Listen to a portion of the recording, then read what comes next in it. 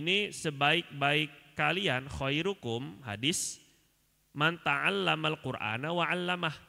Orang yang belajar Al-Quran dan mengajarkannya. Yang diajarkan Quran itu bacaannya atau praktek amalnya. Kalau sekedar bacaannya doang enak banget dong. Nah gitu maksudnya Pak Haji itu. Kalau seandainya cuma mengajarkan Quran doang terus kemudian masuk surga, enak kali dong masuk surga tuh. Terlalu mudah dong masuk surga. Sedangkan Quran itu kan hudan lil muttaqin, petunjuk bagi orang yang bertakwa. Nah, jadi karena jawabannya karena Nabi itu bilangnya Quran secara umum. Quran, ini lafaznya Quran secara umum. Nabi enggak bilang sebaik-baik kalian adalah yang belajar dan mengajarkan bacaan Quran. Enggak. Nabi enggak bilang sebaik-baik kalian adalah yang mengajar atau belajar amalan Al-Quran. Enggak. Nabi enggak bilang yang sebaik-baik kalian yang belajar dan mengajar hukum-hukum Al-Quran. Enggak. Tapi Nabi bilang Al-Quran secara keseluruhan. Nah jadi kalau Quran secara keseluruhan maka yang mengajar di TPA-TPA, TKA-TKA, guru-guru tahfiz, yang mengajar hafalannya, yang mengajar bacaannya, mengajar tajwidnya, mengajar qiraatnya, itu semua juga masuk kategori hadis ini. Yang mengajar amalannya seperti ahli tafsir, ataupun juga ustadz-ustadz para penceramah yang menyampaikan ayat suci Al-Quran, ataupun juga dengan para pengkaji Al-Quran, itu pun juga masuk dalam hadis ini.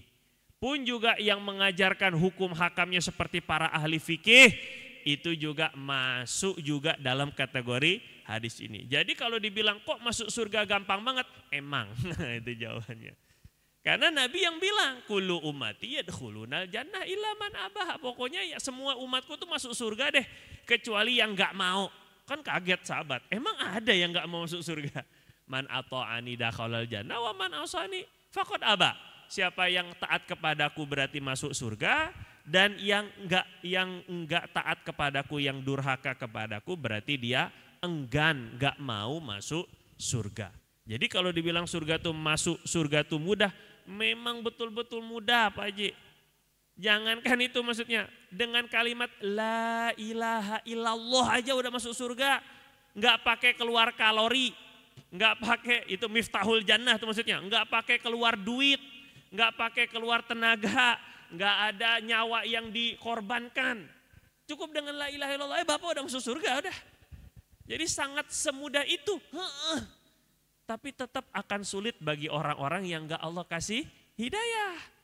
Tetap akan sulit bagi orang-orang yang enggak Allah kasih taufik untuk mengucapkan la ilaha illallah. Berapa banyak dunia ini ada 7 miliar, yang ucap la ilaha illallah cuman berapa Pak?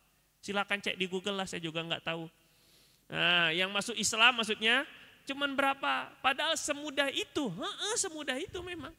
Tapi tetap dengan pertolongan Allah doang kita bisa masuk surganya dengan mengucapkan kalimat tersebut. Jadi jangankan Quran, hanya la ilaha illallah pun udah masuk surga itu maksudnya. Jangankan sampai sholat, jihad dan sebagainya. Jadi kalau sekedar masuk surganya mah emang gampang.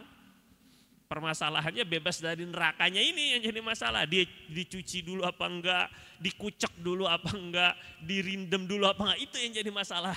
Nah jadi pokoknya hadis ini masuk ke seluruhnya.